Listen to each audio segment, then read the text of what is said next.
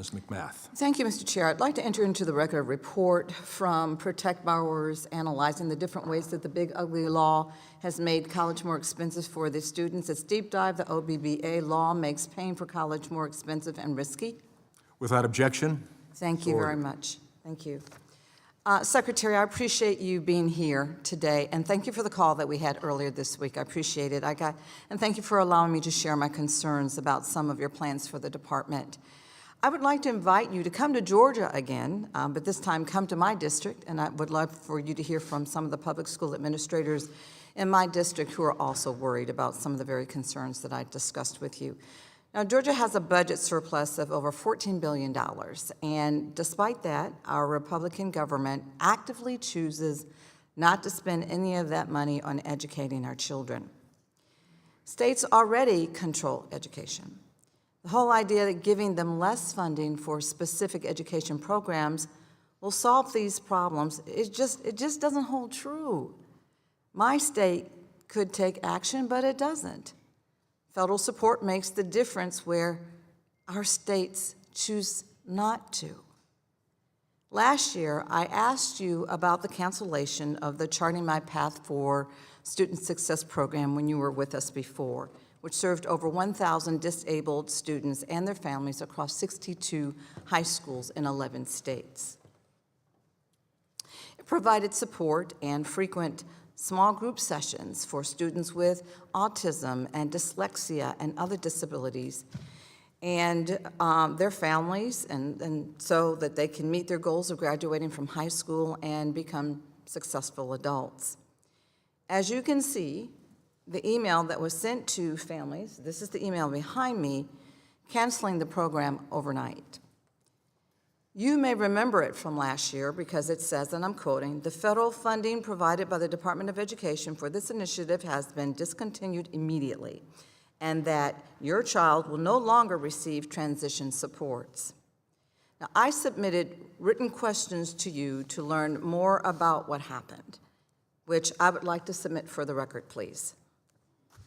Without objection, so ordered. Thank you. I asked you to identify how many students were being served by the program, and you responded 1,076. I asked how much of the $45.5 million that was set aside for the program had already been spent, and you responded that the department paid out a total of $19.7 million in support of the program, a program that was never, ever completed. I asked if there was any warning given to the schools or the families that immediate cancellation was being considered, and you responded, no. The department notified the contractor that the associated contract was being terminated on February 10th, 2025, that same day. The same day, the contractor notified school districts that work associated with the evaluation would cease. I then asked you how many teachers were dismissed, or reassigned or had their pay cut, and you responded that 61 instructors weren't hired as part of the evaluation, and that in most cases, instructors were reassigned for the school year, and at least 5 teachers were dismissed. One of them is my constituent, a lifelong special education teacher who uprooted her entire career, changing jobs, schools, and counties just to take part in this program. She did that because she believes in this work, because she believes in every child's ability to live up to their full potential and has seen too many kids in our state left behind. But after the decision, she was pulled out of her class, told that she would no longer be teaching her kids, had her pay cut, and was reassigned to a middle school, an age group that she hasn't taught in decades. I also asked you about reinstating the program along with 2 others that were helping disabled students, and you responded that the department is currently in discussions with firms associated with 2 of the projects listed above to evaluate potential reinstatement. But neither of those projects identified were the Charting My Path program. Now that the department acknowledges that almost $20 million have been spent on it, can you tell my constituent in my district whether the Charting My Path program is being considered for reinstatement?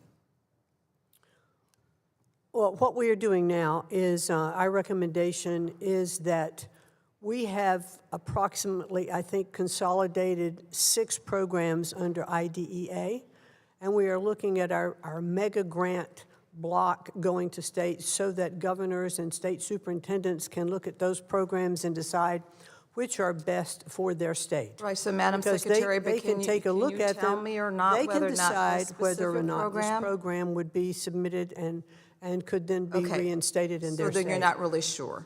You're not sure? Well, the governor and the superintendent would have to do Okay, that. so what I'm saying then is I'm going to follow up with you to try to get an answer, because I sent these questions after your hearing in June of last year, and I didn't receive responses from the majority until 8 months later, February, 8 months later. And I just want to say there's absolutely no reason that these students should not have been able to finish the year with their teachers. There was nothing stopping your department from waiting until the school year was over to take such drastic measures and making these decisions for our kids. So I'm, once again, Secretary, going to ask you to truly reconsider reinstating this program, truly ask you to make things right for all the families that are depending on these resources and means The for our gentlelady's children with time has disabilities. expired. And I yield.